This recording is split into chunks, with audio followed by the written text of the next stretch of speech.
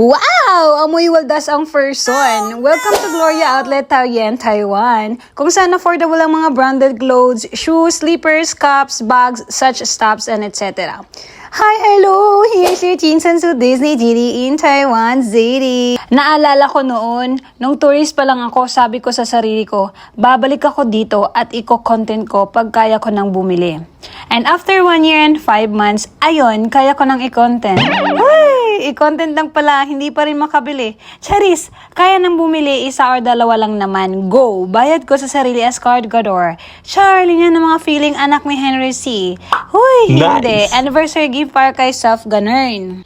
Nag-bus kami from Zhaoqiao to Miaoli Station, then bullet train Miaoli Station to Taoyuan Gloria Outlet. Ayun na agad ang babaan niya sa mismong pupuntahan, hindi na nawawala.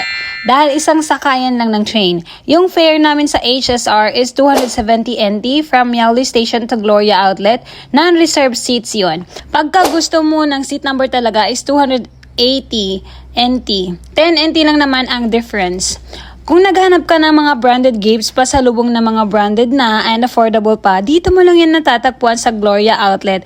Kung baga parang dito yung bagsakan talaga, may mga luxury brands na hindi pa rin affordable ni auntie nyo. Sa mga RK lang yun, ng mga brands.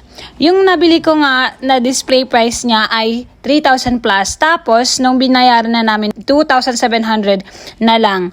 Mga almost 600 na less. Always sale dito araw-araw. May mga naka-display price naman. Pero yung iba may less pa pag nag-pay ka na sa counter. 11 PM yung open niya. Super aga nga namin. Wala pang ganong tao. Pero pag nasa 2 PM ka na onwards, madami-dami ng tao. Lalo na hapon and evening kasi mas maganda ang mga pailaw-ilaw effect ng gabi nila. So ayun, if nagbabudget ka ng malaki-laki ang difference, always sale and madaming choices, search mo na lang Gloria Outlet sa Taoyuan. Pag nahandaan mo na lang budget mo bago pumunta at para di masayang kasi pag pupunta ka maglalaan ka ng whole day, mag-ikot-ikot, daming papasukang store ganun.